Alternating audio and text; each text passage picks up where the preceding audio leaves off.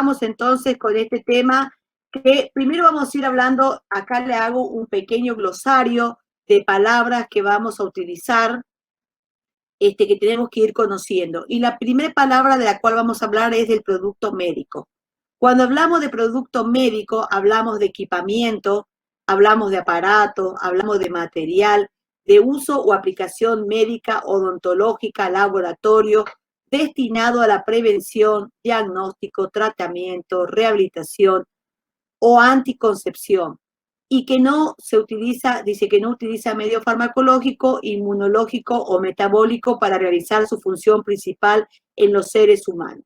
¿Qué significa esto? Por ejemplo, un producto médico es un electrocardiógrafo, es un equipo que yo utilizo para hacer un electro a una persona. ¿Saben lo que es un electro? Sí, profe. Bueno, entonces, para hacer un electro, yo uso un equipo que se llama electrocardiógrafo.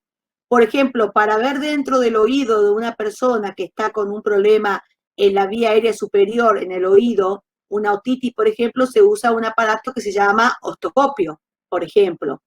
Si yo necesito tomar la presión a una persona, necesito ocultar a una persona, voy a usar un estetoscopio. Estos son aparatos, son equipamientos, un tensiómetro, un termómetro, una tijera, por ejemplo, es un material de uso médico. O sea, hay tijeras que se usan para cortar papel, porque por supuesto, ¿no? Distintos tipos de tijeras. Las tijeras que nosotros usamos en salud tienen características especiales. Sabemos que tienen que ser, la de enfermería tiene que ser una tijera de punta roma, tiene que ser una tijera que no tiene punta, que es redondeado arriba para evitar dañar cuando estoy cortando, por ejemplo, si quiero cortar un vendaje en un paciente. Hay distintos tipos de tijera, distintos tipos de instrumental quirúrgico que se consideran productos médicos. En odontología también, en odontología existen un montón de elementos, exploradores, torno, también hay tijeras, distintos productos o distintos equipamiento, material odontológico que se considera producto médico. Dentro del laboratorio, pipetas, probetas, equipos que se utilizan para hacer los análisis microbiológicos de los microorganismos en un laboratorio, elementos de rehabilitación, como dice ahí, los andadores que se usan para que los pacientes empiecen a desplazarse, por ejemplo, cuando habla de la anticoncepción también hablan de lo que pueden llegar a ser algunos tipos de elementos como los diafragmas anticonceptivos. O sea, hay muchos elementos que nosotros utilizamos en el ambiente médico y se consideran productos médicos. Estos productos médicos están avalados por normas nacionales e internacionales, qué características tienen que ser, de qué material tienen que ser, tienen que estar avalados como producto médico. Por ejemplo, el camisolín también es un producto médico descartable, pero el camisolín también tiene que estar avalado y tiene que estar también aprobado por entidades como la ANMAT, que son las que regulan todos estos equipos médicos y que dicen que pueden ser utilizados en el ámbito de salud, cuáles pueden esterilizarse, cuáles no pueden esterilizarse, cómo se pueden limpiar, si se descartan o no se descartan, cuántos usos pueden tener. Todas estas características están bien definidas y bien descritas en todo lo que son elementos que se consideren productos médicos. Por ejemplo, acá vemos una mesa de cirugía, ahí vemos distintos tipos de pinzas, vemos hojas de bisturí. Dice, el producto médico también este producto médico se puede clasificar de 3 maneras. Y acá vamos prestando atención, porque esto lo vamos a ir viendo después en otras clases y son preguntas que después tomamos en los exámenes o en los trabajos prácticos también. Dentro de los productos médicos decimos que existe un producto médico crítico, por ejemplo, se clasifica en crítico, semicrítico y no crítico. El producto médico crítico es aquel utilizado en procedimientos de alto riesgo y que penetran en los tejidos o órganos. Por ejemplo, una hoja de bisturí puede ingresar a la cavidad o el organismo de una persona. Sí. Sí. Una pinza, por ejemplo, una pinza, un separador, todos estos elementos que ustedes ven acá en esta mesa de cirugía son elementos o son productos médicos críticos. ¿Por qué? Porque estos van a entrar en la cavidad del paciente, por lo cual estos productos tienen que estar sí o sí estériles, que ya vamos a ver después lo que es la esterilización y cómo se procede en este proceso de esterilización. Este producto tiene que estar estéril. No alcanza con que yo lo lave nada más, lo desinfecte y ya está, y lo voy a volver a usar. No. ¿Por qué? Porque tiene que estar libre por completo de cualquier tipo de microorganismo, porque este elemento va a entrar en la cavidad de un paciente. Cualquiera de estos elementos que se pueden llegar a usar en una cirugía, por ejemplo. Se considera entonces producto médico crítico aquel utilizado en procedimiento de alto riesgo y que van a penetrar en tejido u órganos de la persona. Después existe el producto médico, en la segunda clasificación es el semicrítico. El semicrítico es todo aquel que durante su utilización entra en contacto con piel no íntegra o con mucosa del paciente. Y lo que vemos acá, por ejemplo, es la rama de un laringoscopio. El laringoscopio, no sé si ustedes lo conocen, si lo han visto en alguna oportunidad, es un elemento que se utiliza esta rama, se utiliza para colocar los tubos endotraqueales, o sea, para cuando se va a ventilar un paciente hay que colocar un tubo directamente dentro de la tráquea del paciente, vamos a usar esto viene, el laringoscopio viene un mango y estas son ramas, de acuerdo al tamaño de la tráquea de cada paciente. Por ahí una pediátrica, un tamaño mediano, hay distintos tipos de tamaño. Y este es un elemento que tampoco se puede limpiar nada más. ¿Se puede limpiar? Sí, se limpia, pero también hay que hacer una desinfección. Ya no hace falta, ¿lo puedo mandar a esterilizar? Sí, es más seguro que lo puedo tener estéril, pero si no lo puedo esterilizar, puede ser una desinfección de alto nivel, se llama. Desinfección de alto nivel donde yo voy a limpiar con un producto químico, no va a estar 100% estéril porque no va a pasar por el proceso de esterilización, pero va a estar libre de todo microorganismo también, porque con los productos que yo voy a utilizar, productos específicos y especiales, para realizar una desinfección de alto nivel, y lo voy a considerar prácticamente estéril. Entonces, Profe, sí, disculpe que la moleste. no, por favor. Consulta muy particular. En mi caso, yo tengo mi nene con parálisis cerebral, tiene traqueostomía. Y en el caso de nosotros, bueno, en el caso de mi nene, tiene 24 horas de enfermería Sí. en el domicilio. Y bueno, hoy en día estoy yo cuidándolo y solamente un enfermero. Y tenemos que esterilizar la cánula porque, bueno, en el hospital se conoce todo el riesgo que hay, ¿no? Y, bueno, la enfermera lo mandaba a esterilizar al hospital, la que estaba a cargo, la encargada. Sí. Y hoy en día no se puede, digamos. Y quería saber, digamos, cómo es el procedimiento para hacerlo de la mejor manera, ¿no? Claro, lo que pasa es que las cánulas por lo general son descartables. Las canulitas, Claro. las canulitas de las traqueotomías son descartables, o sea, se recambian. Claro, nosotros las mandamos a esterilizar porque, bueno, como la obra social no nos dan, digamos, todo el tiempo, nos dan Claro. tres cánulas por año. Sí. Entonces, lo que pasa es que hay que leer, en cada elemento médico viene la descripción del producto. Entonces, vos lo que podés hacer si no es mandarme la descripción del producto por correo, a mi correo, y yo te voy a asesorar sobre el tema. Pero lo ideal es siempre hacer caso a lo que dice el fabricante. El fabricante es el que te va a decir qué proceso se puede hacer a ese material, hasta cuántas veces se puede esterilizar, porque hay productos que pueden esterilizarse 2 veces nada más, por ejemplo, o puede esterilizarse 3 veces. Hay algunos productos que no se pueden lavar en forma manual, que se tienen que lavar sí o sí con una máquina, porque si no, no cumplen con el proceso. Entonces, hay productos que son tóxicos, por los cuales tienen que tener un enjuague y una terminación final, porque pueden dañar o pueden irritar la mucosa, por ejemplo. Entonces, siempre tenemos que tener presente con estos productos qué proceso le podemos dar, cuál es el proceso adecuado. También tenemos que tener presente que dentro del hogar no tenemos los mismos microorganismos que tenemos en el hospital. Por lo tanto, ya hay una seguridad, por decirlo así.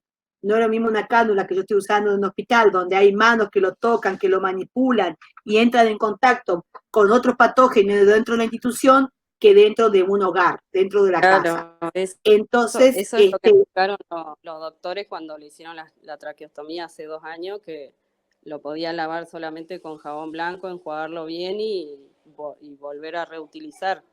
Por el hecho de eso que me está diciendo usted, de que no está en el hospital, no hay microorganismos, que no es lo mismo los microorganismos, digamos, del hospital que lo que está en la casa. Digamos. Exactamente. Pero bueno, de todo modo, vos mandame la descripción del producto que tenés, la marca, y yo te voy a asesorar sobre el tema. Bueno, muchas gracias, profe. No, por favor. Entonces, decimos que el producto médico semicrítico, entonces todo aquel que durante su utilización entra en contacto con piel no íntegra o con mucosa del paciente. Por ejemplo, puede ser un espéculo, por ejemplo, un espéculo que se usa para hacer una revisación ginecológica. Hoy por hoy los espéculos ya vienen descartables, o sea, uno va a la ginecóloga hoy para que le tome una muestra de un PAP, le cobran el espéculo y son plásticos, son descartables, pero antes esto eran de metal, entonces había que limpiarlo y había que desinfectarlo entre paciente y paciente. Entonces, hay elementos, por ejemplo, para hacer estudios, equipos biomédicos para hacer cistoscopía, que es cuando tienen que hacer, por ejemplo, ingresar dentro de la uretra del paciente. Pueden ser endoscopios, por ejemplo, cuando se van a hacer las endoscopías altas o bajas. El endoscopio también es un elemento semicrítico porque este elemento no se puede esterilizar porque está compuesto por distintos elementos que, por ejemplo, tiene partes metálicas, tiene parte de goma, tiene partes que no hay un proceso en el cual se puede mantener la integridad de todos los elementos, o sea, no lo puedo meter en una estufa con calor, no lo puedo por ahí meter en un calor húmedo, entonces pasan por esta desinfección de alto nivel, que significa que se colocan en este producto químico donde van a quedar prácticamente estériles. También es todo un proceso, no es así nomás, sino que lleva toda una serie de pasos. Por ejemplo, un endoscopio, no sé si alguien ya alguna vez se hizo una endoscopía, ¿sabe lo que es un endoscopio? ¿Vieron alguna vez un endoscopio? Sí, profe, a mí me hicieron una endoscopía. Te hicieron una endoscopía, qué cosa horrible. Espero que nunca me toque. Sí, es horrible, es horrible. Bueno, ese endoscopio va a entrar en contacto con tu mucosa, porque si es una endoscopía alta, por ejemplo, esa endoscopía va a entrar por todo tu aparato digestivo, por todo el tubo digestivo, donde se va a ir viendo si hay alguna lesión, alguna úlcera, hasta llegar al estómago. Si es por vía baja, va a entrar a través del intestino. Entonces va a estar en contacto con la mucosa del paciente. Entonces, primero que hay que tener mucho cuidado en la limpieza y desinfección de estos elementos porque son muy frágiles y se pueden dañar, y a la vez de dañarse pueden causar daños en el paciente. Entonces, esto también lleva todo un proceso de lavado, de se retira todos los restos que pueden llegar a quedar de partículas en el elemento, con agua corriente, después se mete en un detergente enzimático, donde primero se lo lava, se lo enjuaga, se lo seca, y después recién se coloca este producto, que es el producto final donde se va a hacer la desinfección de alto nivel. Y ahí recién se puede utilizar con otro paciente, porque si se hace una endoscopía en un paciente, se saca, se coloca en otro, se saca, se coloca en otro, y alguno de estos pacientes tienen alguna enfermedad infecciosa, se van a estar contagiando uno con otro. Por eso es que lleva todo un proceso de limpieza y desinfección de alto nivel. Y el último es el producto médico no crítico. Entonces dijimos... Profe, sí. ¿La puedo interrumpir un segundito? Sí. Con respecto a lo anterior, ¿puede ser también el que utilizan los otorrinolaringólogos para ingresar por la fosa nasal? Sí, también. Ese sí, me hicieron una vez un estudio para ver las cuerdas vocales, tengo pólipo en las cuerdas vocales, e ingresan por la nariz. Entonces, ese también es un producto que lleva este proceso de desinfección de alto nivel. Más que nada por los componentes que tienen, porque no lo podemos procesar todo de la misma manera, tampoco se pueden desamblar ni se pueden separar. No es que lo voy a desarmar por completo y voy a limpiar cada parte por separado. Así que bueno, entonces ya hablamos del producto médico crítico, hablamos de producto médico semicrítico y hablamos de producto médico no crítico. Y cuando hablamos de producto médico no crítico, hablamos de aquel que durante su utilización toma contacto con la piel intacta, con la piel sana del paciente, pero no con mucosa ni con tejidos estériles. Y acá, por ejemplo, yo le puse 2 elementos que son lo que nosotros comúnmente usamos, habitualmente usamos, y es el tensiómetro y el termómetro. Estos elementos son elementos que se consideran y entran dentro de la clasificación de productos médicos, pero se lo consideran no críticos. No lo voy a esterilizar entre paciente y paciente, tampoco lo voy a hacer limpieza y desinfección de alto nivel, solamente voy a agarrar el termómetro, le voy a pasar un algodón con alcohol al 70% entre paciente y paciente y ya está. El tensiómetro también, cuando termino de hacer los controles signos vitales, lo voy a limpiar, lo desinfecto con alcohol y ya lo puedo guardar. Lo que sí, obvio, que si voy a tocar un paciente o tuve en contacto con un paciente que está en aislamiento por un microorganismo multiresistente o está ahora en aislamiento, por ejemplo, por COVID, lleva esto una desinfección bien meticulosa de todas sus partes, o sea que tengo que pasarle un amonio cuaternario de tercera, cuarta o quinta generación.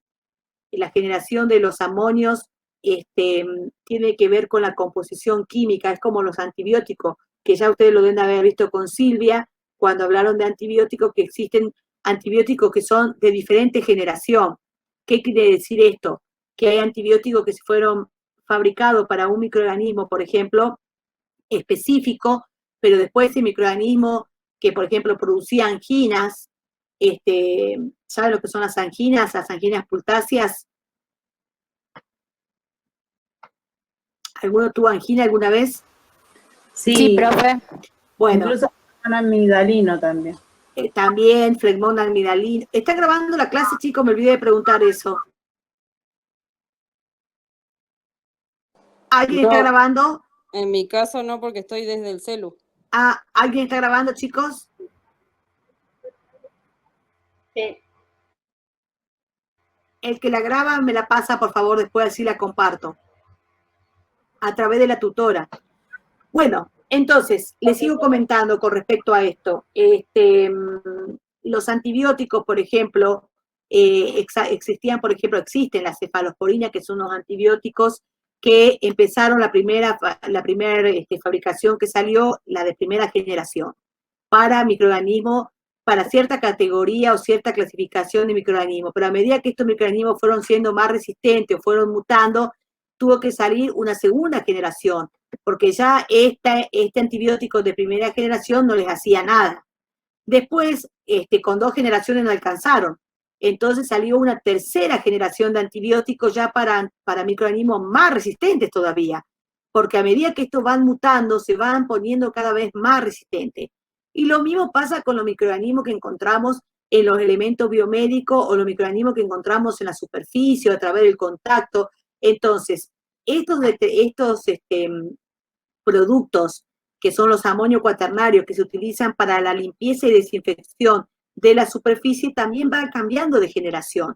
Entonces tenemos los de primera generación, que son los más básicos, digamos así, que hoy en el COVID pueden ser utilizados, sí, pueden ser utilizados. ¿Dónde se puede usar un detergente, un amonio cuaternario de primera generación? En un restaurante, en un gimnasio, para lavar, por ejemplo, las vajillas de un restaurante o de un hospital, las tazas, los platos, los cubiertos, que son elementos por los cuales se puede llegar a contagiar una persona de otra, si queda como reservorio de este microorganismo, entonces podemos usar ahí. Y así va subiendo la generación. En el ámbito hospitalario, yo tengo que usar un amonio cuaternario que va a ser de tercera generación para arriba, de cuarta o de quinta generación, porque no solamente tengo el virus del COVID, sino que tengo bacterias, que las bacterias son las más difíciles de combatir, y estas bacterias multiresistentes muchas veces, hongos, esporas, las esporas que son las formas de los microorganismos más resistentes inclusive. Entonces necesito productos que actúen y que los puedan eliminar por completo. Y ahí es donde va cambiando la generación de estos elementos químicos. Entonces, acá vemos termómetro, tensiómetro, una mesita, por ejemplo, quirúrgica, una mesa de cirugía, una bandeja, una tijera que yo voy a usar para realizar curaciones, por ejemplo, muchos elementos que son de uso médico no crítico y con los cuales yo con una limpieza y desinfección con algún alcohol al 70%, por ejemplo, con cloro, puedo eliminar cualquier microorganismo que pueda llegar a quedar en él. Entonces, ahora vamos a acá, área crítica. Sí, profe. Bueno, entonces ya hablamos de los elementos biomédicos. Ahora vamos a hablar, que hablamos, entonces ya sabemos que se pueden clasificar en crítico, semicrítico y no crítico. Estos son los elementos que nosotros tenemos en el ámbito hospitalario, como ya los nombramos.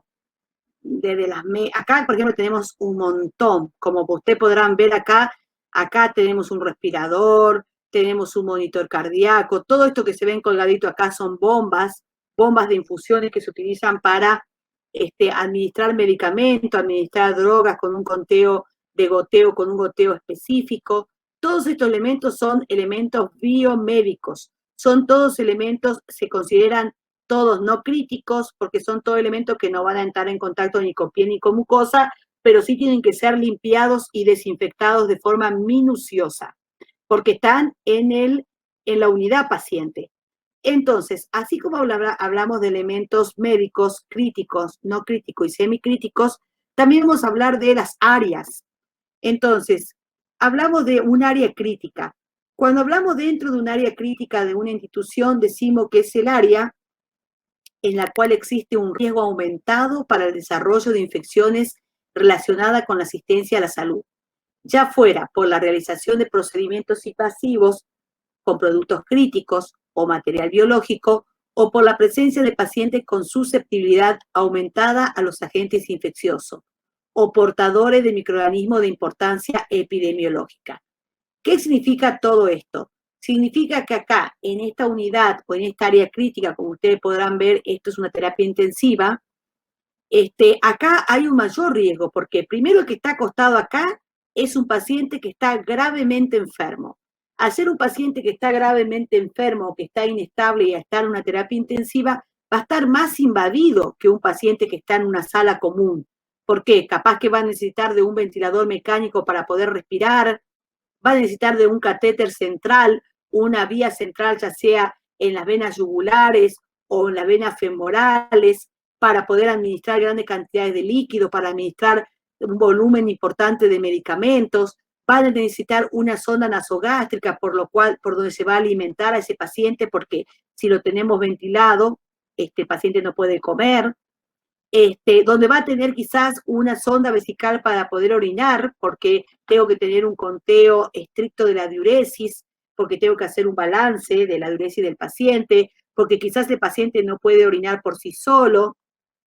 Entonces voy a necesitar, aparte si el paciente está sedado y está ventilado, no lo voy a tener sin sonda porque se me va a orinar encima, me va a mojar toda la cama, porque no va a estar lúcido ni despierto para pedirme el papagayo que tiene deseo de orinar. Quizá va a tener muchos catéteres, va a tener heridas, va a tener tubuladura, va a tener drenajes. Es un paciente que va a tener un riesgo importante.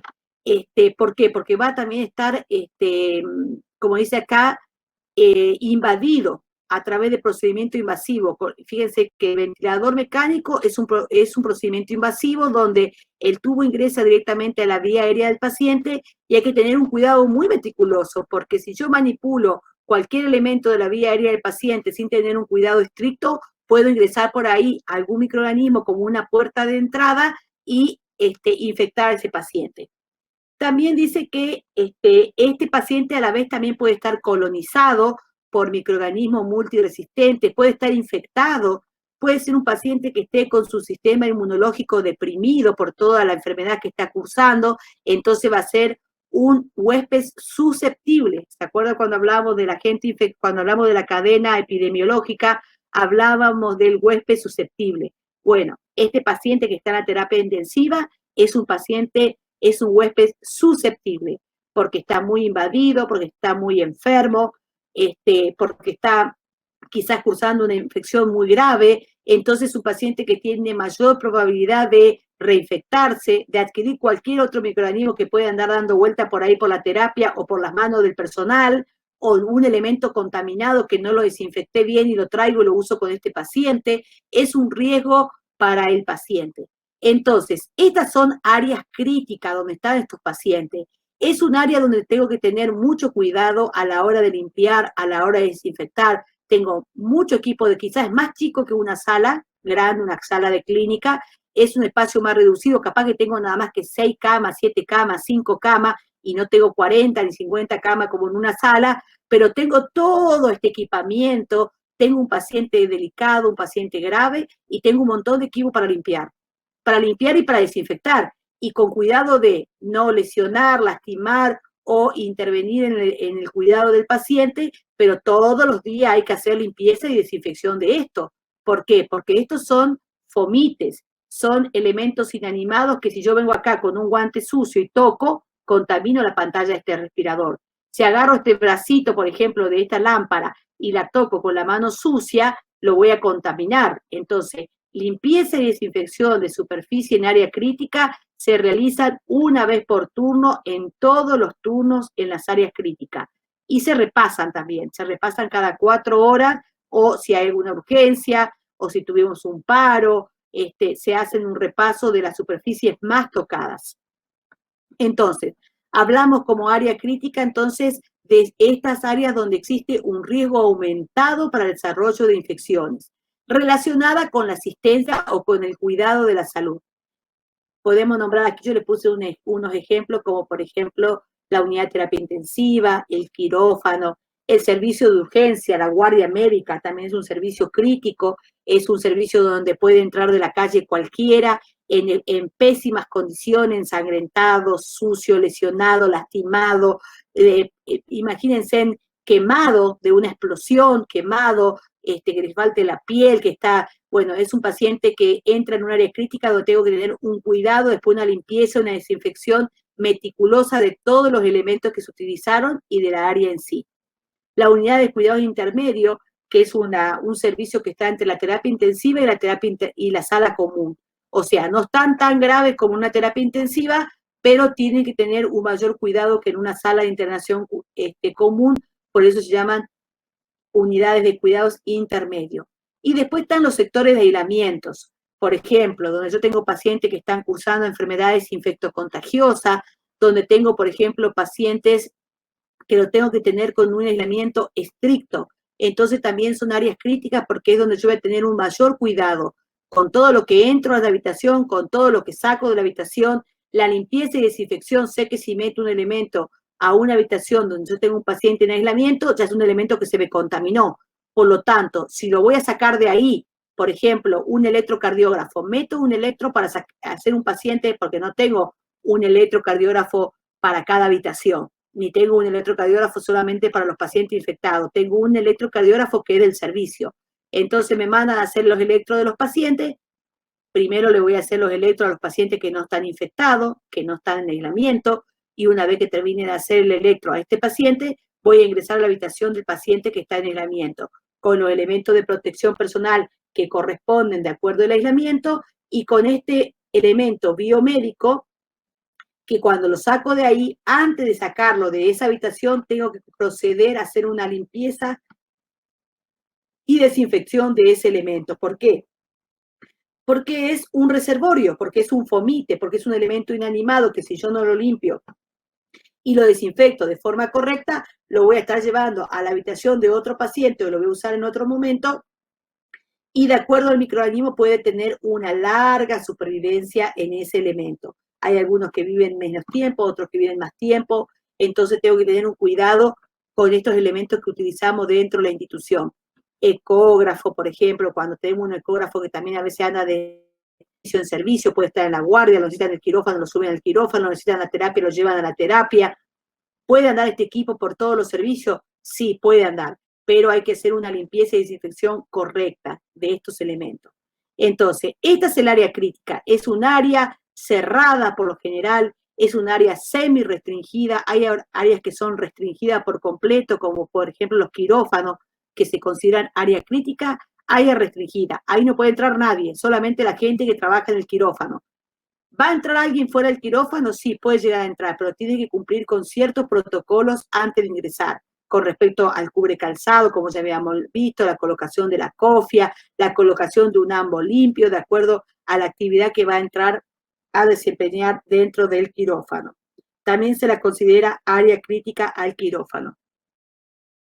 Las áreas semicríticas, por ejemplo, son las áreas donde los sectores de internación. Ven acá, lo único que se ve es una camita, un parante de un suero, acá hay un llamador, hay unos dispositivos para colocar oxígeno, por ejemplo, si el paciente necesita una canulita de oxígeno, hay dispositivos para realizar aspiración central, si el paciente tiene secreciones y hay que aspirarlo, pero si el paciente no lo necesita, no tengo nada colocado. Tengo solamente la cama, el parante del suero, es un área semicrítica. Área en el cual hay riesgo moderado o bajo para el desarrollo de infecciones. ¿Hay algún riesgo acá de infecciones? Sí, porque acá yo puedo tener un paciente que está infectado. Es un paciente que quizás está estable, que no está grave, pero está infectado. Un paciente con una tuberculosis, por ejemplo, que lo tengo en aislamiento porque está en una etapa de contagio, entonces todo lo que hay acá alrededor del paciente está contaminado. El aire también está contaminado porque la tuberculosis tiene una supervivencia en el aire y puede contaminar también el aire. O sea, se contagia a través de la gota, pero también puede haber una contaminación en el aire. Por eso es importante que las habitaciones de los pacientes tuberculosos tengan sistemas de recambio de aire, de filtración de aire, que permanentemente se esté filtrando y se esté recuperando este aire, o que tenga una ventana donde yo pueda tener ventilación natural. Entonces, si tengo un paciente con tuberculosis, mientras la puerta esté cerrada, acá tengo que abrir la ventana, ventilar, tiene que haber buena iluminación, buena ventilación, tengo que mantener la habitación con pocos elementos, cosa de que no se me estén contaminando y sea fácil el aseo de esta habitación. Entonces, ¿es un área en el cual existe riesgo? Sí, porque hay un paciente. Este paciente puede estar cursando una infección o no puede estar cursando, pero hay un riesgo aquí, bajo, pero lo hay. Dice, para el desarrollo de infecciones relacionadas a la asistencia de la salud, al cuidado de la salud, ya fuera por la realización, dice, de procesos con productos médicos, semicríticos, por la realización de actividades asistenciales no invasivas en pacientes que no presenten infección o colonización. Pero yo puedo tener también un paciente con una sonda vesical, puedo tener paciente con drenaje, ya está estable, este paciente se puede levantar, puede ir al baño o no, pero no necesita estar en un servicio crítico, no necesita estar en una terapia, yo lo puedo tener acá estable, atenderlo en la sala, pero también puede tener algunos elementos biomédicos, puede también estar invadido, puede tener una sonda vesical, puede tener una vía periférica, puede tener un catéter para diálisis, son todos elementos también invasivos del paciente que son puertas de salida de microorganismos y también son puertas de entrada. Por lo tanto, hay también un riesgo acá. Las salas de internación, la morgue también donde están los cuerpos de los óbitos, de las personas que fallecen. En el caso del COVID, sabemos que el óbito puede seguir contagiando, por más que la persona está muerta, puede seguir contagiando, por lo tanto, hay que tener un cuidado muy estricto con el manejo de estos cadáveres. Hay protocolo para el manejo de estos cadáveres y por lo general estos cadáveres son cremados. En los servicios de alimentación, por ejemplo, también es un servicio de área semicrítica porque donde se trabaja con alimentos en el área, no solamente del hospital, en cualquier área donde se trabaja con alimentos, sabemos que también hay un alto riesgo de contaminación. Por eso hay que tener mucho cuidado. Y todo lo que tiene que ver con la manipulación de alimentos también es un apartado, es algo aparte, porque sabemos nosotros en nuestros hogares, por ejemplo, si vamos a usar una tabla para picar verdura, para picar fruta, no vamos a usar la misma la tabla que estuvimos usando cuando estuvimos cortando la carne. ¿Por qué? Porque en la carne se generan bacterias que si yo después eso lo manipulo sin lavarlo y utilizo el mismo elemento para cortar una fruta, para cortar una verdura que quizás la voy a comer cruda, ahí yo tengo un riesgo de que se me contamine y me pueda producir una enfermedad infecciosa producida por una bacteria, que la conocemos por lo general como gastroenteritis. ¿Vieron cuando dice, oh, estoy con una gastroenteritis? O sea, empiezo con diarrea, vómito, dolor abdominal, todo me cae mal. A veces las viejas de antes, o hay gente que decía, está empachado, hay que tirar el cuerito, o hay que ir a curar el empacho y que ya está. ¿Me siguen, chicos? Sí, Sí, profe. Pero, Sí, sin embargo, profe. son bacterias que se pueden contaminar los alimentos, y estas bacterias, por ejemplo, a la hora de manipular la carne del pollo, no podemos cortar, donde estuvimos cortando pollo, no podemos estar cortando carne de vaca, carne de cerdo, la carne picada que también genera muchas bacterias, o sea, todos estos cuidados que tenemos que tener. Por lo tanto, también dentro de un hospital, el servicio de alimentación es un área semicrítica. ¿Por qué? Porque todos los alimentos que se manipulan y se preparan aquí para los pacientes que están internados tienen que también tener un cuidado meticuloso. La persona que maneja alimentos o manipula alimentos también tiene que tener colocado una cofia, porque tiene que evitar que caigan pelos. Horrible estar comiendo y encontrar un pelo en una sopa o en un flan, una gelatina, ¿no? Usar un barbijo también, porque si estoy toso, hablo, lo que sea, no tengo que estar salivando o salpicando con secreciones mías los alimentos que se están preparando. Entonces también son consideradas áreas donde hay que tener un cuidado especial. Y después están las áreas que son las consideradas no críticas. Estas áreas se llaman como limpias, áreas limpias. Por ejemplo, acá vemos un pasillo, una sala de espera, un consultorio externo donde un médico atiende a un paciente, por ejemplo. No se hace ningún tipo de actividad, excepto que sea un consultorio de ginecología, ¿no? Donde el médico, el ginecólogo sí hace, coloca el espéculo, revisa a la paciente. Eso ya es otro tipo de consultorio. Ahí sí hay una actividad invasiva, o por ejemplo, la toma de una muestra de un PAP también. Estoy hablando de un consultorio médico donde no se hace ningún tipo de maniobra, entonces se considera un área limpia, un área controlada. Y se va a definir como aquella que se limita a controlar la cantidad de partículas y su tamaño de acuerdo con las especificaciones basadas en la necesidad de los procedimientos que se realizan allí. O sea, ahí no se genera nada. Sí tenemos que tener cuidado hoy por hoy en el contexto del COVID, en los consultorios, mantener la distancia entre el paciente y el médico que lo está atendiendo, sobre todo si la persona está sin tapaboca o sin barbijo. Hoy por hoy a todos se los atiende ya con barbijo quirúrgico y máscara facial por la cercanía que se tiene con el paciente, porque si el médico tiene que revisarlo, ocultarlo, verlo, tocarlo, palparlo, al paciente se tiene que acercar y va a tener una cercanía cuerpo a cuerpo prácticamente. Y capaz que va a estar un rato, porque entre que lo oculta el corazón, respire, no respire, a ver cuántos latidos le duele acá, le duele allá, y ese contacto que está teniendo con el paciente, necesita tener igual una protección de las vías aéreas en el contexto de pandemia que nos encontramos hoy. Entonces, ya hablamos de la clasificación de los productos biomédicos, hablamos de la clasificación de las áreas. Entonces, ahora vamos a pasar al tema de, a ver, quiero ver, no me quiero pasar con la hora, chicos, porque yo no veo la hora acá. Son 16:41. Bueno, sigamos. De vuelta al Power.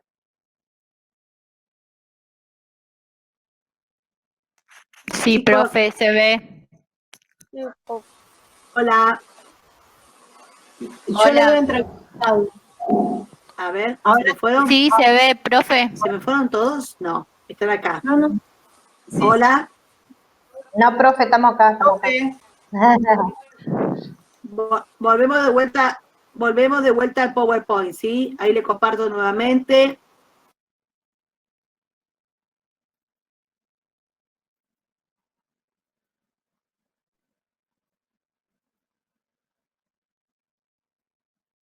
Volvimos nuevamente al control de microorganismos, desinfección y esterilización.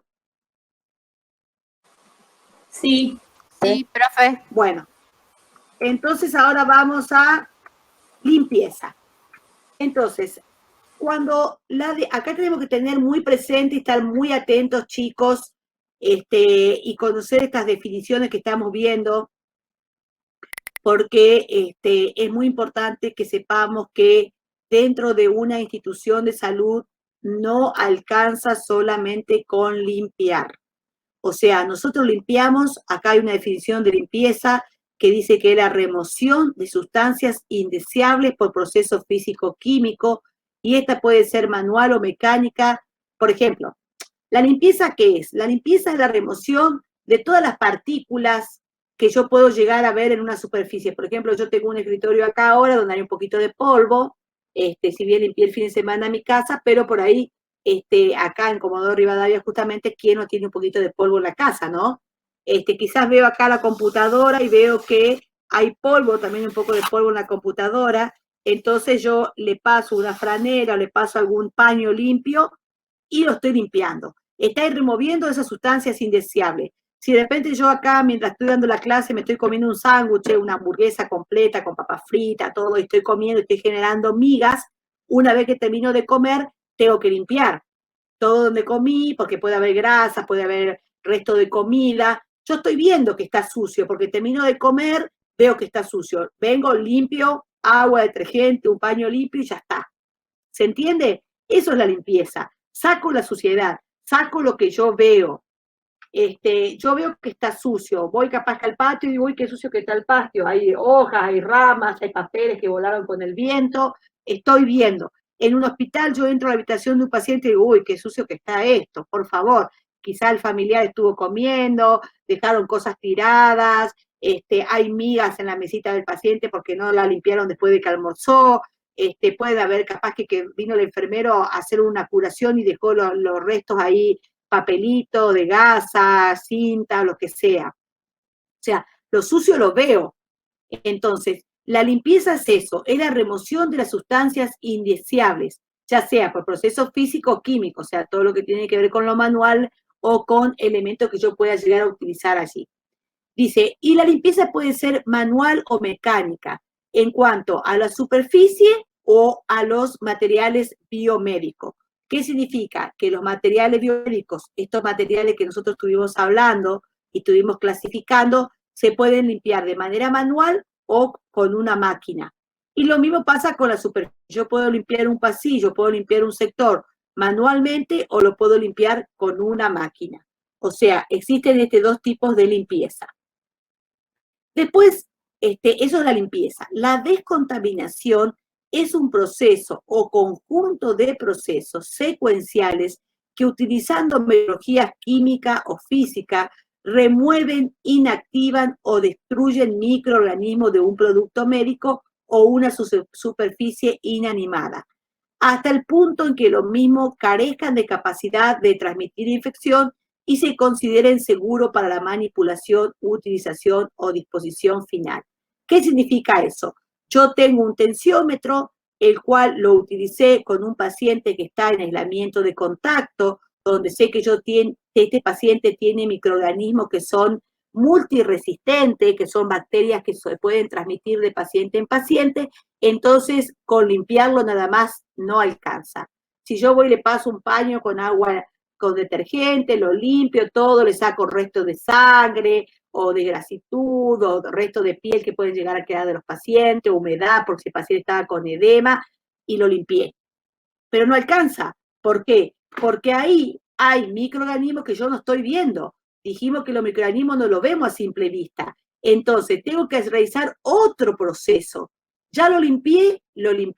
Retiré la materia orgánica, retiré la sangre, moco, pus, retiré todo elemento, sí, lo retiré. Ahora lo tengo que desinfectar o lo tengo que descontaminar, para lo cual voy a usar un producto químico, ya sea cloro, ya sea alcohol al 70%, ya sea un amonio cuaternario, que este producto lo que va a hacer es, no solamente va a remover ese microorganismo, sino que lo va a inactivar, lo va a destruir, lo va a matar. Entonces, una vez que yo ya lo descontaminé, ya puedo decir que lo puedo agarrar tranquila, ya terminé de limpiar una cama, por ejemplo, de un paciente que estaba infectado, entonces no fui a limpiar la cama con agua detergente y ya está, no, la tuve que descontaminar, tuve que pasarle agua con solución con cloro después para matar todos los microorganismos que podían haber quedado en esa cama. Le pasé amonio cuaternario o productos que desinfecten, descontaminen, entonces digo, bueno, listo, ya está. Esta cama es un lugar seguro, es un lugar que ya lo puedo dar una disposición final, como dice ahí, puedo poner otro paciente. Ya la cama está limpia y descontaminada, la cama está limpia, está desinfectada, no hay riesgo de que ahí haya quedado ningún microorganismo vivo que pueda ser un elemento contaminante para otro paciente. Entonces, ¿Se entiende lo que es la limpieza y lo que es la descontaminación o la desinfección, chicos? Sí, profe. Sí, profe. Muy bien. profe. Entonces, sigamos Profe, avanzando. disculpe, Sí. profe. Quería hacer una consulta sobre lo que está hablando. ¿Esto tiene que ver todo con la enfermería? Porque ¿qué rol cumple, por ejemplo, lo que hablamos de una mucama, en este caso desinfección de cama o limpieza de habitación? ¿Eso es el trabajo de una enfermera o de una mucama? Por eso quería saber bien. Todo depende de la institución, chicos. Hay instituciones de salud donde todo lo que tiene que ver con los elementos biomédicos lo hace enfermería. O sea, si yo voy a limpiar un respirador, voy a limpiar una bomba, voy a limpiar una tijera, lo tengo que hacer yo. Ahora, hay lugares, hay instituciones donde lo hace la mucama, pero para que la mucama pueda hacer esta tarea, tiene que estar entrenada, tiene que estar capacitada. Por ejemplo, en la institución donde yo trabajo, la limpieza, contaminación de los elementos biomédicos lo hace la mucama. Pero yo me encargo de capacitar a esta gente, porque soy enfermera en control de infecciones. Ese es mi trabajo, es mi especialidad. Entonces, yo tengo que enseñarle cómo, no solamente la tengo que capacitar, sino que tengo que controlar que lo haga de la forma correcta, que tenga cuidado a la hora de limpiar. ¿Se imaginan si mando a limpiar un respirador con alguien que no está capacitado y lo rompe, lo daña? Un respirador que es carísimo. Hay elementos que son muy caros y si no tenemos un cuidado del material lo podemos dañar. Entonces, lo puede hacer un ayudante de enfermería también, por ejemplo, las bombas de infusión en la sala general del Hospital Alvear la limpian las ayudantes de enfermería. ¿Pero por qué? Porque estas personas están entrenadas ya en su trabajo, saben cómo tienen que hacer, cómo tienen que limpiar la bomba, cuál es el cuidado que tienen que tener, con qué elemento lo van a sumergir en una bomba, en una cuba con agua y detergente enzimático, porque después la tenemos que tirar, no sirve más. Entonces, ¿qué cuidado vamos a tener con la limpieza? Con respecto a la unidad paciente, que es la unidad paciente, nos referimos al espacio físico, a donde está la cama del paciente, hay instituciones donde la limpia el enfermero. Inclusive estoy hablando de instituciones dentro de la provincia del Chubut. Hay hospitales, por ejemplo, que la mucama, la enfermera, perdón, es la encargada de... Hay un micrófono abierto, chicos. Cierre, el que tiene abierto ese micrófono, a ver si no tengo que salir y mirar quién es. Ciérrelo porque hay un ruidito que se está metiendo. Cuando hablamos de la limpieza, por ejemplo, del área del paciente, de la habitación del paciente, eso le corresponde a la mucama. La mucama es la que se encarga de limpiar la habitación del paciente. Por ejemplo, nosotros en el Hospital Alvear, cuando un paciente se va de alta, la mucama limpia, desinfecta toda la habitación, los frascos donde están las secreciones que se aspiraron de los pacientes, los frascos de oxígeno, los limpian por afuera nada más. Y el enfermero es el encargado de retirarlo, descartar las secreciones, y eso llevan un proceso de desinfección de alto nivel. Se lavan, se sacan todas las secreciones con agua corriente, después se mete en un detergente enzimático, se saca, se enjuaga, se seca, se mete en un desinfectante de alto nivel, se lleva también un proceso específico, se enjuaga, se seca, y recién se puede llegar a utilizar con otro paciente. Y si no, se mandan a esterilizar. Pero son procedimientos o son procesos que lo hace el enfermero. Entonces, ya le digo, hay lugares, por ejemplo, cuando yo empecé a estudiar enfermería hace muchos años, nosotros los enfermeros éramos los encargados de limpiar las camas de los pacientes. El paciente se iba de alta, nosotros sacábamos la sábana, limpiábamos toda la cama, limpiábamos, desinfectábamos la cama, y la mucama limpiaba solamente el piso. Entonces nosotros limpiábamos la cama, limpiábamos la mesa de luz, limpiábamos todos los paneles de oxígeno, todo era tarea de enfermería. Pero cada vez el recurso de enfermería es más fino también, o sea que cada vez es más pobre el recurso que hay de enfermería. ¿Se imaginan si yo tengo que hacer los controles de signos vitales, tengo que hacer la medicación, bañar a los pacientes, curar a los pacientes y encima también tengo que limpiar la unidad paciente? ¿Cuánto tiempo, cuánta demanda me va a llevar eso? Entonces, que no quiere decir que no haya instituciones que se lo hagan hacer. O sea, eso le aclaro porque, no, a mí no es una tarea que me corresponde. Bueno, ustedes después van a estudiar la ley de ejercicio profesional y van a ver cuáles son las tareas asignadas de acuerdo a su grado de formación. Pero sí es responsabilidad del enfermero, o sea que yo tengo una sala donde mando una mucama a limpiar porque el paciente se fue de alta y tengo que ir a controlar. Enfermero de turno, tengo que ir a controlar que la cama esté en condiciones óptimas, porque cuando yo acuesto a un paciente ahí, que viene de la guardia, o que viene de la calle, o que viene del quirófano, o que viene de la terapia, o de donde venga, esa cama tiene que estar en las condiciones óptimas de limpieza y desinfección. Y eso es responsabilidad del enfermero controlar. Por lo tanto, tengo que ir y mirar que esté en condiciones, que esté limpia, que esté desinfectada, y recién ahí voy a poner a otro paciente en la cama. No sé si eso contestó tu pregunta. Sí, justo Sí, profe, gracias. habla otra Sí, gracias. compañera. Sí, justo le iba a preguntar con respecto a eso si había ese tipo de controles. Sí, hay maneras de controlar, por ejemplo, yo que trabajo, estoy dedicada a la tarea del control de infecciones de mi institución, tengo, por ejemplo, planillas donde llevo un control de la limpieza en conjunto con la coordinadora de las mucamas, por ejemplo, y 2 enfermeros que trabajan conmigo. Entonces nosotros tenemos una lapicera, por ejemplo, que tiene una tinta que no se ve, es una tinta que se ve solamente con una luz UV, es una tinta invisible, entonces yo hago marcas en la cama, en la mesa del paciente, en distintos sectores, hago marcas y después paso con esa luz UV y veo si las marcas siguen estando, quiere decir que ese sector no se limpió y se desinfectó de la manera correcta. Entonces son métodos de controlar la limpieza y desinfección también, es una manera.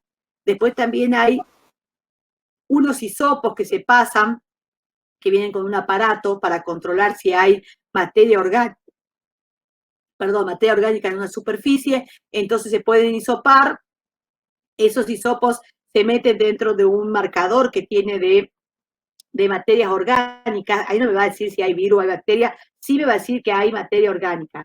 Entonces quiere decir que a mayor cantidad de materia orgánica que haya en esa superficie, ahí esa superficie no está limpia ni desinfectada de forma correcta.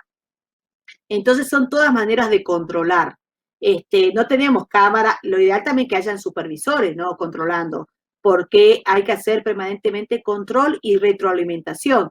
Si yo veo que alguien no está haciendo de forma correcta la limpieza y desinfección de la superficie, mira, acá te faltó, fíjate que esto, fíjate que lo otro, tengo que estar controlando y tengo que estar permanentemente retroalimentando. Así que bueno, sigamos. Aparte, porque para el que le toca hacer el trabajo es de suma responsabilidad eso. Totalmente, totalmente. Fíjense en que estamos poniendo sobre una cama a un paciente que viene sin ninguna infección. Pónganle, yo me voy al hospital a internarme porque me tengo que operar del tobillo, pónganle.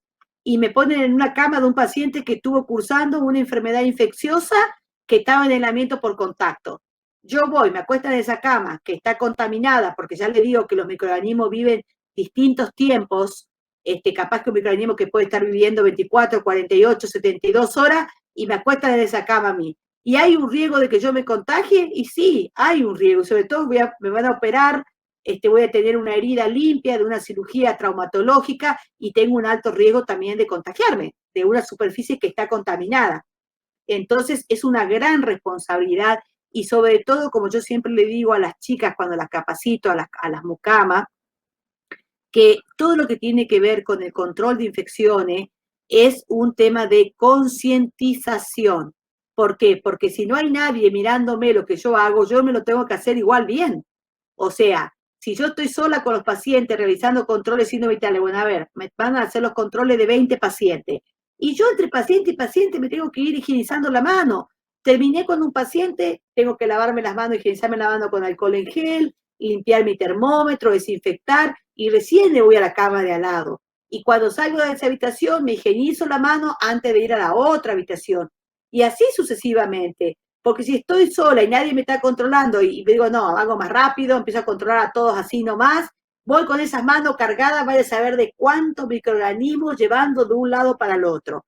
O sea que nuestra profesión es una profesión éticamente donde nosotros tenemos un compromiso con la vida misma, ¿no? Porque esas vidas de esos pacientes están en nuestras manos, no solamente de los enfermeros, de los médicos, de los técnicos de laboratorio, de los kinesiólogos, de la mucama que limpia, del camillero que lleva y trae a los pacientes, de la moza que le trae la comida, el desayuno, o sea que es un equipo de salud. Todos entramos en el equipo de salud, inclusive el paciente y la familia, porque la familia también, dentro de la habitación del paciente, también tiene que tener cuidado. El familiar no puede estar, por ejemplo, dándole de comer a un paciente, a su familiar, y por ahí él no quiso comer, comió un poquito, no quiso más, y se lo paso al paciente de la cama de al lado. Ay, me quedé con hambre, coma esto que me quedó. Eso no se puede hacer. No puedo estar dándole agua, por ejemplo, de mi botella al de la cama de al lado. ¿Por qué? Porque ahí también hay un riesgo. O sea, dentro de la habitación siempre se le explica esto a los familiares igual, que se mantengan en su sector, que no estén tocando las cosas del paciente de la cama de al lado. Si le tuvieron que alcanzar algo, levantarle la baranda de la cama, lo acomodaron, le sirvieron un poco de agua porque estaba solo, higienícese la mano con alcohol en gel después de que tocó el entorno del otro paciente y antes de volver a tocar las cosas de su familiar. O sea, hay que tener un cuidado ahí muy específico.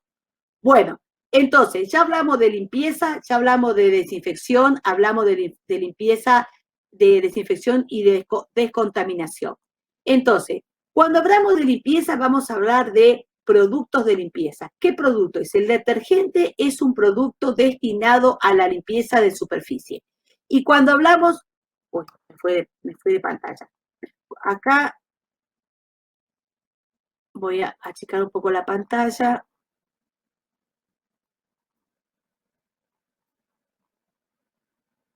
Ahí, porque no leo, no alcanzaba a leer bien. ¿Ustedes siguen viendo mi pantalla ahí? ¿Más chiquita?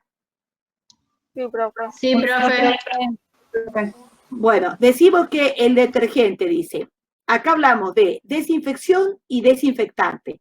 Desinfección comprende la aplicación de método físico o químico destinado a eliminar microorganismos patógenos presentes sobre un producto médico o superficie inanimada.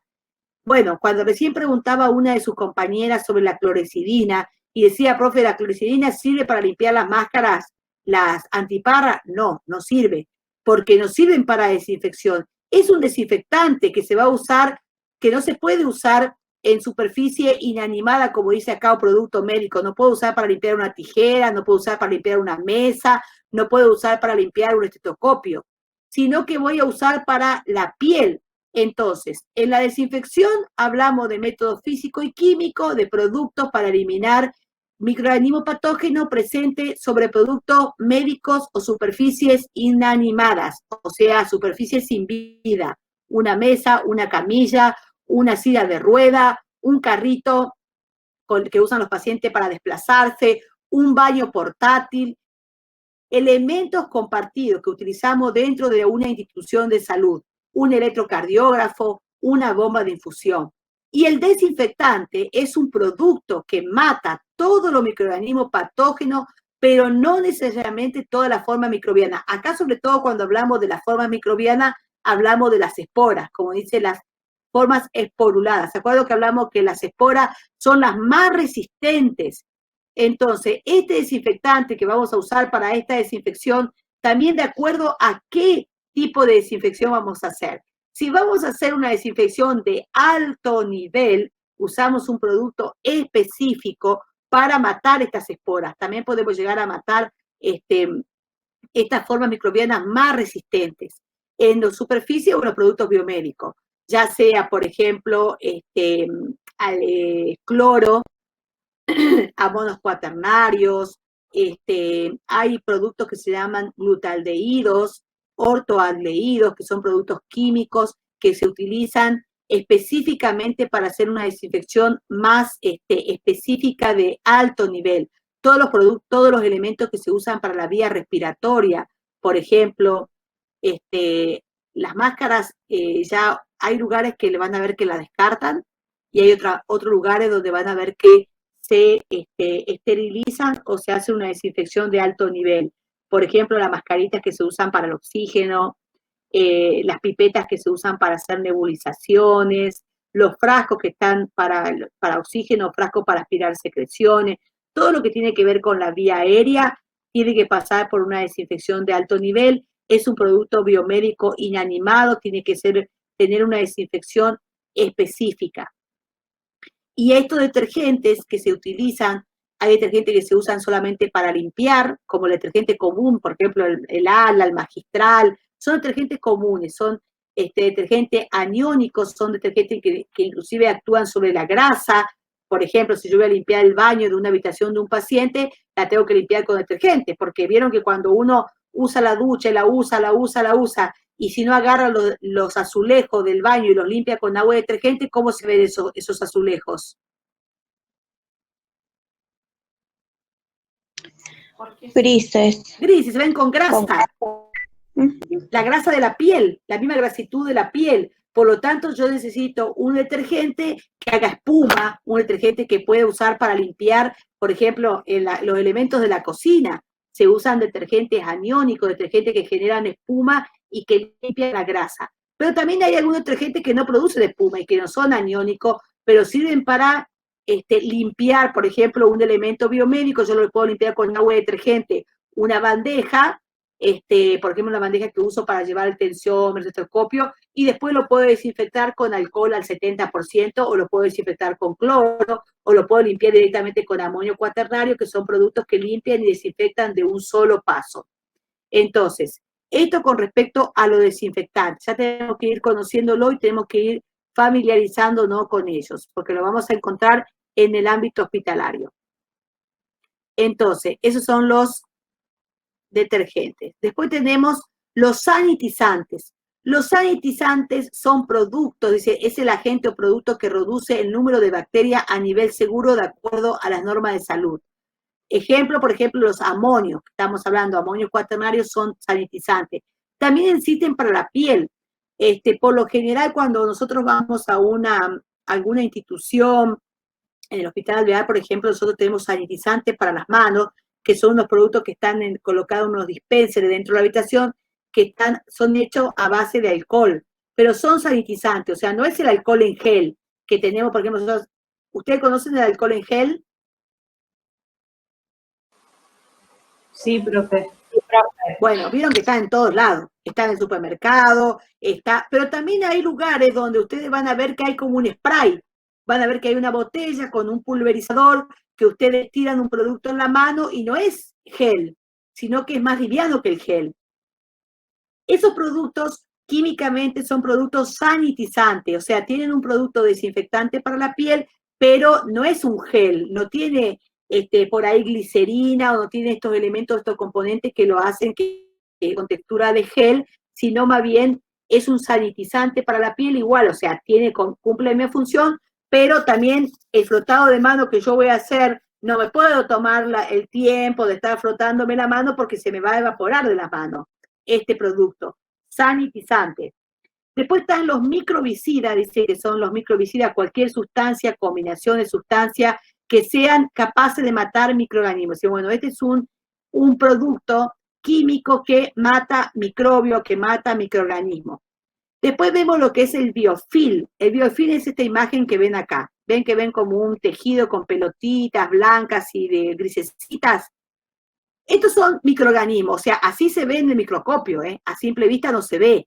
El biofil nosotros no lo vemos a simple vista, lo podemos ver a través del microscopio. Son colonias de bacterias que se juntan, se amontonan, se agrupan como están acá. Dice, masa acumulada de bacterias y del contenido extracelular que se encuentra fuertemente adherida a una superficie y que es difícil de remover por una limpieza mecánica o manual. Entonces, muchas veces hay que limpiarlo con una máquina. Por ejemplo, hay tubuladura de los respiradores, que son tubuladuras corrugadas. No es una manguera. No sé si ustedes vieron alguna vez una tubuladura corrugada. Sí. Por ejemplo, en la casa podemos ver esas tubuladuras que son anaranjadas por donde se pasan los cables de la luz. Sí, bueno, esa, por ejemplo, es una tubuladura corrugada. Y esa tubuladura no se puede lavar manualmente. Yo no puedo agarrarla, meterla debajo de la canilla, lavarla con agua, después le meto un desinfectante, porque en cada una de ese espiralado que tiene ese acorrugado, ahí puede haber biofilm. Cuando hablamos de instituciones de salud, una tubuladura que se utilizó en un respirador, por ejemplo, para pasarle oxígeno, pasarle aire a un paciente, y ahí adentro hay bacterias que se van a hacer estos biofilos, estas masas acumuladas de bacterias que se van a adherir a esa tubuladura. Entonces, no lo puedo lavar manualmente, acá hay que lavarlo con una máquina, hay que lavarlo a presión, con un producto que limpie, desinfecte, rompa este biofilm y lo desprenda por completo, y después hacer un secado también minucioso y se manda a esterilizar. Si yo no lo hago de esta manera, esto va a permanecer. Entonces, si yo no elimino este biofilm de esta tubuladura, esto va a quedar acá, va a ser un reservorio que está contaminado, yo pienso que está limpio, lo limpié, no, pero lo puse en un buen producto, está desinfectado correctamente, lo mandé a esterilizar, pero resulta que el biofilm quedó acá. Y al quedar aquí, hay productos que no actúan cuando hay bacterias. No actúan, sino que se inactivan. Entonces esto no va a desaparecer, va a quedar, va a permanecer. ¿Y qué va a pasar? Si yo utilizo esa tubuladura o esa tubuladura corrugada con otro paciente que no está infectado, bueno, acá está el riesgo. Acá está el riesgo de que esto que quedó acá contamine para otro paciente. Y ahí donde hay un riesgo de infecciones cruzadas. Entonces, por eso es tan importante esto del biofilm.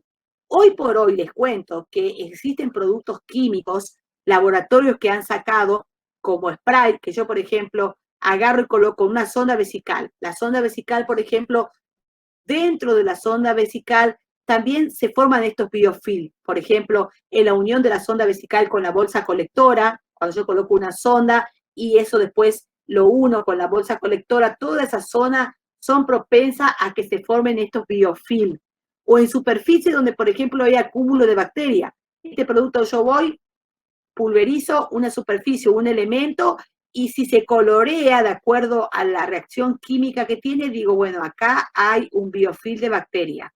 O sea, acá es como, por ejemplo, cuando la sangre se seca. Por ejemplo, puede ser que yo me ensucie algo con sangre, algo oscuro, ensucio con sangre, no me doy cuenta, una prenda quizá oscura, se me secó la sangre ahí, veo que hay una mancha de algo, pero no sé qué es. Entonces, resulta que me estuvo sangrando la nariz, se me manchó eso con sangre, se me secó. ¿Cómo sé si es sangre? Yo agarro, retiro un chorrito de agua oxigenada y empieza a espumar, empieza a reaccionar el agua oxigenada con la sangre. Entonces sé que ahí había sangre. Entonces, acá es lo mismo. Este producto de este laboratorio que sacó ahora para ver estas películas de biofilm, yo lo que hago es una manera de controlar la limpieza también. Si yo quiero ir a limpiar, a controlar la limpieza y desinfección de un quirófano, por ejemplo, donde yo estuve manipulando sangre, fluidos corporales de un paciente, por ejemplo, y quiero ir a ver que si fue limpio y desinfectado de una forma correcta, puedo usar este producto para ver si han quedado superficies con biofilm, o sea, con esta masa acumulada de bacterias.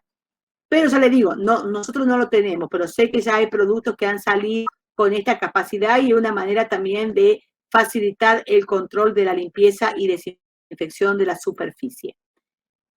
Bueno, después hablamos, dice, ¿qué es la concentración mínima y efectiva? Todo esto que estamos viendo hasta ahora son solamente términos, chicos, son palabras que ustedes tienen que conocer. Si hablamos de biofilm, ustedes digo, ¿qué es el biofilm, chicos? Bueno, ustedes saben que son masas de acumulación de bacterias, como vimos acá, que decía que son masa acumulada de bacteria y contenido extracelular que se encuentran adherida a una superficie. Eso es un biofilm. O sea, tenemos que conocer estos conceptos. Tenemos que saber cuando hablamos qué es un sanitizante, qué es un desinfectante, qué es un antiséptico. Conocer, ir familiarizándonos con estas palabras. Cuando hablamos de concentración mínima efectiva, hablamos de la concentración más baja de un desinfectante que es efectiva para actividad proclamada.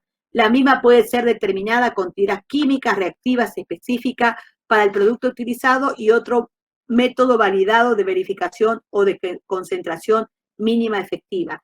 ¿Qué significa esto? Por ejemplo, Uno de los productos que a muchos en el ámbito de salud y en el ámbito del hogar y en todos los ámbitos nos encanta tirar en cantidad, es el cloro.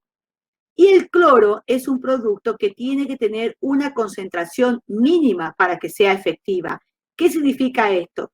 Que si yo, por ejemplo, voy a limpiar la desinfección dentro de mi hogar con una cuchara sopera de cloro y 1 litro de agua, yo tengo una solución efectiva para descontaminar o desinfectar dentro de mi casa. ¿Por qué? Porque dentro de mi casa yo no tengo microorganismos multiresistentes ni tengo bacterias que tengo dentro de una institución. Dentro de la institución sanitaria yo voy a utilizar otra concentración de cloro, que va a variar con los gramos también de cloro. Cada cloro, cada botella que viene con hipoclorito de sodio, tiene concentración distinta. Por ejemplo, si nosotros vamos al supermercado y empezamos a mirar el cloro que hay y miramos cuántos gramos tiene cada uno, vamos a ver que hay cloro de 25 gramos, hay cloro de 5 gramos, hay cloro de 50 gramos, hay cloro de 40 gramos, hay cloro de 60 gramos, hay cloros de 80 gramos, de distintos tipos de concentración. Y de acuerdo a los gramos de concentración que tiene el cloro, yo voy a diluir para utilizar dentro de la institución de salud y de acuerdo a qué elemento voy a limpiar y desinfectar. Porque cuando más le pongo, más concentrado es, menos efectivo es. O sea que de nada sirve que yo agarre el cloro y tire un chorro de cloro puro en el baño de mi casa, porque el efecto que va a tener no va a ser el mismo que si yo diluyo 1 cuchara de cloro en 1 litro de agua y uso para la desinfección de superficie. ¿Se entiende, chicos, el concepto de la concentración mínima efectiva? Sí, profe. Sí, profe. Sí, profe. Bueno, así pasa con todos los productos, chicos. Por eso, cuando van a usar un producto, tienen que leer la etiqueta. Si hay un detergente enzimático que dice 5 mililitros póngale 5 mililitros en 1 litro de agua y le pongo 5 mililitros, no le pongo ni 20, ni le pongo ni 30, ni le tiro a ojímetro. ¿Por qué? Porque cuando más concentrado es, menos efectivo va a ser. Y no solamente va a ser menos efectivo, sino que va a dañar el material. Hay detergentes enzimáticos que si yo dejo, dice, sumergir por un lapso de 5 a 10 minutos, y capaz que yo lo dejo toda la mañana, cuando voy a buscarlo, hay algunos elementos que no sirven más, que están dañados por completos. Algunos pierden el color, algunos pierden la integridad. Tengo una máscara, por ejemplo, hay máscaras que se llaman full face, que son unas máscaras que se usan para colocar oxígeno a presión a los pacientes. Estas full face son máscaras de silicona, que es un producto muy delicado, que Pacho, debe tener cierto... ¿te despertaste? Chicos, Pacho, apagá el micrófono, por favor. Si tengo estas máscaras, por ejemplo, que son de silicona y son máscaras que tengo que tener un tiempo de sumergir lo que sea, que no se exceda los 10 minutos en una concentración de 5 mililitros y 5 litros de agua, por ejemplo, tengo que hacerlo específicamente como lo dice el fabricante. Porque si yo me excedo en sumergir este producto o ponerle una mayor concentración, no va a ser efectivo y me va a dañar el material. Y con el tiempo, un material que me puede llegar a durar, qué sé yo, 1 año, me va a durar 2 meses. Y a los 2 meses lo voy a tener que tirar porque va a estar totalmente inutilizado. Entonces, esto es importante. Parece algo muy básico, parece algo muy, como decirlo así, quizás uno dice, pero ¿qué importancia puede llegar a tener esto en nuestra profesión? Muchísima, porque nosotros, de acuerdo a cómo limpiamos y desinfectamos los elementos, vamos a prevenir las infecciones, porque es un eslabón. Cuando hablamos de reservorio, cuando hablamos de FOMIT, estamos haciendo una intervención directa ahí, en la limpieza y la desinfección. Sí. Disculpe que la moleste de nuevo. En el caso de una sonda para botón gástrico, en el caso de la limpieza, ¿cómo sería en el hogar? Por lo general las sondas son descartables también. O sea, son todos productos descartables, las sondas de los botones. O sea, cuando uno va a colocar alimentación por un botón gástrico, tenemos el sachet donde viene la alimentación, que ya viene preparada, son fórmulas que ya vienen preparadas. Y eso se conecta a una tubuladura. Esa tubuladura con la cual yo voy a después conectar a ese botón gástrico, una vez que termino de utilizarla, tengo que descartar. No la puedo volver a utilizar. ¿Por qué? Porque esas tubuladuras, si quedan con resto de alimentos, resto de esa fórmula, pueden generar hongos o pueden generar algún tipo de bacteria. Entonces, son productos descartables, no son productos que se pueden volver a utilizar.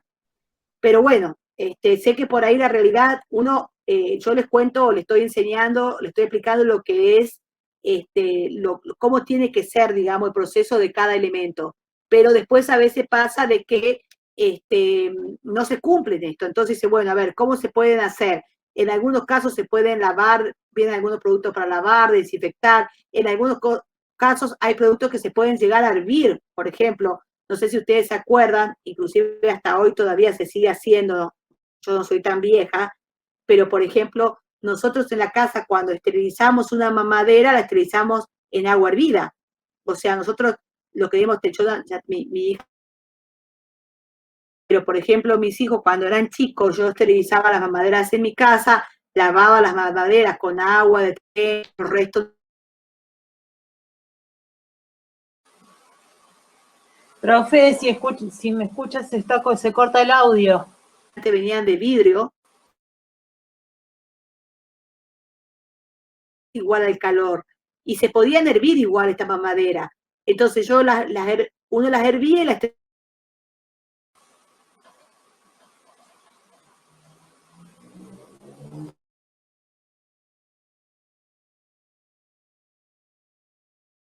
¿cómo se llaman?